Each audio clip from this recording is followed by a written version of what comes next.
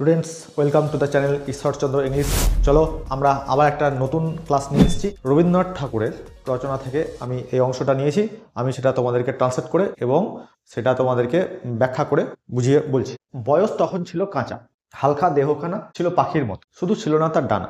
আমরা কিন্তু translate word by word করছি না, কিন্তু থিম অর্থাৎ ভাবের ট্রান্সলেট করছি। ভাবের ট্রান্সলেট বলতে যে তুমি যদি ওয়ার্ড বাই ওয়ার্ড বসে দাও তাহলে দেখতে বা শুনতে একটা খারাপ লাগবে, সেটা যাতে না হয় তার জন্য আমরা ভাবখানা মানে আমাদের রাইটার যেটা বলতে চেয়েছেন সেটাকে আমরা এক্সপ্রেস করব আমাদের লেখার মধ্যে।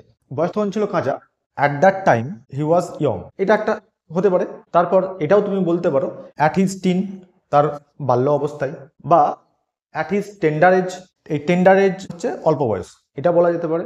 দ্য এজ ওয়াজ র, র হচ্ছে কাঁচা। এই যে কাঁচা, দেখো এখানে ওয়ার্ড ফর ওয়ার্ড এক্সপ্রেস হচ্ছে, তবে এটা খুব একটা গুড ইংলিশ হবে না। যদি ধরো কেউ লিখে ফেলে, ভুল নয় কিন্তু কিন্তু তার স্ট্রং সেই এক্সপ্রেশনটা আসছে না, তার জন্য আমরা কিন্তু এইটা না লিখে আমরা এইগুলো লিখবো। তাহলে এখানে একটা কমা দিয়ে দিলাম, এই যে কাঁচার পর আর কি। হালকা দেহখানা ছিল পাখির মতো, his light body was like a bird, তার হালকা দেহটা একটা পাখির মতো। Only it did not have wings, কেবলমাত্র ইট বলা হয়েছে, পাখি যেহেতু পাখির সঙ্গে তুলনা করা হয়েছে তার জন্য only it did not have wings. এই যে বার্ড, এই বার্ডকে আমরা ইট দিয়ে রিপ্লেস করছি। আগের তোমার প্রোনাউনের ক্লাসে বলেছি যে অ্যানিম্যালের ক্ষেত্রে আমরা ইট প্রোনাউন ইউজ করব। Only it did not have wings, only he. এবার এখানে যদি আমি বয়কে যদি বোঝাই, এই যে হি, তাহলে এখানে আমরা এখানে হি দিচ্ছি। Only he had no wings, তার ছিল না কোনো ডানা। বা আমি এটা এরকম করতে পারি, his light body was like a bird but without wings, এটা লিখলেও হবে। নেক্সট লাইনটা দেখো, উড়তো পাশের ছাদের থেকে পায়রাগুলোর ঝাঁক, বারান্দাটার রেলিং পরে ডাকতো এসে কাক। তাহলে পাশের ছাদের থেকে, এখানে পায়রাগুলো হচ্ছে subject. A flock of pigeons, আগের ক্লাসে বলেছিলাম নাউনের যে ফ্লক অ্যানিমেলের ক্ষেত্রে বা বার্ডের ক্ষেত্রে ফ্লক ছোট প্রাণী। তাহলে a flock of pigeons flew from the roof next door, এই যে পাশের ছাদ, নেক্সট ডোর, নেক্সট ডোর হচ্ছে পাশের দরজা, পাশের দরজা মানেই বাড়ি বোঝানো হচ্ছে, সেটাও করতে পারো। বা এটা এখানে ফ্লক অফ দিয়েছো, এখানে ফ্লক্স অফ পিজন্স এটাও দেওয়া যেতে পারে। হ্যাঁ, flocks of pigeons flew from neighbours roof, প্রতিবেশীর বাড়িতে। এবার নেবার্স রুফ, এই যে এখানে অ্যাপোস্ট্রফি এস দিয়েছি দেখো, হ্যাঁ, প্রতিবেশীর বাড়ির ছাদ থেকে, এটা এইভাবে করতে পারো। তারপর বারান্দাটার রেলিং পরে, এই যে এখানে কমাটা দেওয়া আছে, হ্যাঁ, এখানে উপরে, হ্যাঁ, বারান্দাটার রেলিং ওপরে ডাকতো এসে কাক, অর্থাৎ ওই রেলিংয়ের ওপরে কাক এসে বসে থাকতো এবং ডাকতো, ওটা তুমি এভাবে করতে পারো। A crow came and was calling from the balcony. এবার এখানে এই যে রেলিং, এই রেলিংটা তুমি দিতেও পারো নাও পারো এখানটায়। হ্যাঁ, crow came and was calling from the balcony railing, এটা অন্যভাবেও করা যাবে কিন্তু তোমার সেটা অতটা সুন্দর হবে না, এটাই আপাতত ঠিক আছে। আর যেহেতু তোমাদের বেসিক চলছে, আমি বেসিক হিসাবেই বলছি। দেখো এখানে ফেরিওয়ালা হেঁকে যেত গলির ওপার থেকে, হেঁকে বলতে ডাক দিয়ে যেত, ডাকতো তপসি মাছের ঝুড়িখানা গামছা দিয়ে ঢেকে। তাহলে এখানে করছি আমরা the hawker would go down the alley, alley বলতে হচ্ছে তোমার গলি, বা তুমি স্ট্রিটও করতে পারো, দুটোই করা যেতে পারে। The hawker would go down the alley and, তারপরে এরপরে এটাকে করতে পারো and cover the basket of mango fish, তপসি মাছ তুমি ম্যাঙ্গো ফিশ হয়। এবার তুমি যদি এই ম্যাঙ্গো ফিশ না মনে পড়ে তাহলে ডাইরেক্ট এখানে তপসি মাছ এরকম করে লিখে দেবে, তপসি দিয়ে এরকম করে ডবল ইনভার্টেড কমা দিয়ে দেবে, তপসি fish with a towel to sell, তারপরে এখানে দিতে হবে টু সেল। তাহলে এদিকে তোমার নর্মালি এই সেন্টেন্সটা কভার হচ্ছে। কিন্তু যদি তুমি ওই রকম না করো তাহলে এটা করা যেতে পারে, যেহেতু অতীতের ফেরিওয়ালা কী করে একটা অভ্যাসগত কাজ, রেগুলার সেই কাজটাই করে, হ্যাঁ, সেই জন্য ইউজ টু, এই ইউজ টু তুমি ব্যবহার করতে পারো। তাহলে the hawker use to walk, এই যেহেতু ইউজ টু, এটা তো ফাইনাইট ভার্ব হচ্ছে, ভার্বের ভিডিওটা দেখলে তোমাদের ক্লিয়ার হবে।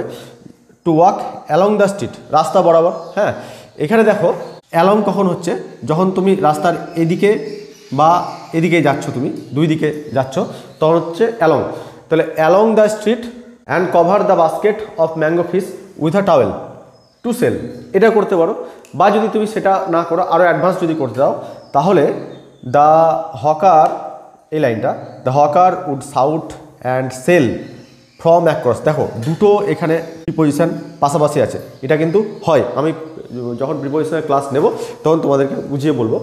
The hawker would shout and sell from across the street, যদি এই সেন্টেন্সটা করো তাহলে কভারিং, এখানে ডাইরেক্ট তোমাকে নিয়ে আসতে হবে কভারিং দ্য বাস্কেট, কভারিং এই উপরে লিখছি the basket, covering the basket of mango fish with a towel, তারপর একটা কমা দিতে হবে, তখন উইথ আ টাওয়েল দিয়ে একটা comma, the hawker would shout and sell from across the street, এটা তুমি লিখতে পারো। এরপরের লাইনটা দেখো, বেহালাটা হেলিয়ে কাঁধে ছাদের পরে দাদা, এখানে এই যে একটা কমা আছে, এই কমা হচ্ছে তোমার ওপরে, ছাদের ওপরে দাদা সন্ধ্যা তারার সুরে যেন সুর হতো তার সাধা, অর্থাৎ দাদা ছাদের ওপরে বেহালাটা মানে কাঁধে হেলিয়ে সে সন্ধ্যা যখন সময় সেই টাইমে সন্ধ্যা তারা আকাশে উঠছে আর সে তার বেহালাটা বাজাচ্ছে, যে দুটো সেই সন্ধ্যা তারা, এটা একটা ইমাজিনেটিভ কথা বলছে এখানে, সন্ধ্যা তারার সুরের সাথে তার সুর মিলে যাচ্ছে। এই লিনিং দ্য ভায়োলিন, এই যে বেহালাটা হেলিয়ে, এই যে হেলিয়ে, এটার জন্য এখানে হচ্ছে লিনিং,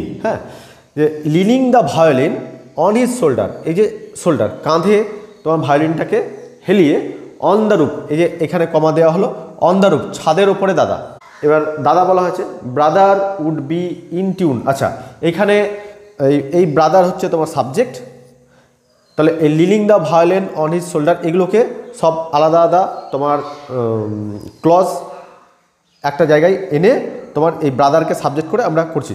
তাহলে ব্রাদার উড বি, এই যে আবার উড ব্যবহার করলাম যেহেতু অতীতের কাজ, would be in tune, in tune বলতে সুরে যেন, কোন সুরে থাকতো, যেন সন্ধ্যা তারার সুরে, তাহলে ইন টিউন উইথ দিয়ে এটা বোঝানো হচ্ছে। যেমন ধরো সে খুব মিষ্টি সুরে কথা বলছে, তাহলে he is in tune with sweet voice, in tune with the melody, এই যে মেলোডি দেওয়া হলো, melody of the evening star, অর্থাৎ ইভিনিং যে স্টার সন্ধ্যা তারার সুরে কথা বলছে।